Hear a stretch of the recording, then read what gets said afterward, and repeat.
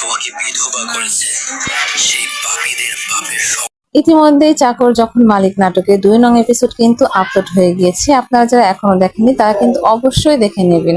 বর্তমান সময়ের খুব জাঁকজমক একটা নাটক হচ্ছে চাকর যখন মালিকের 3 নম্বর এপিসোড কবে আসবে এবং কি করলে সবার আগে দেখতে পারবেন সে সকল বিষয়ে কিন্তু আমি আজকের ভিডিওটিতে জানিয়ে দেব।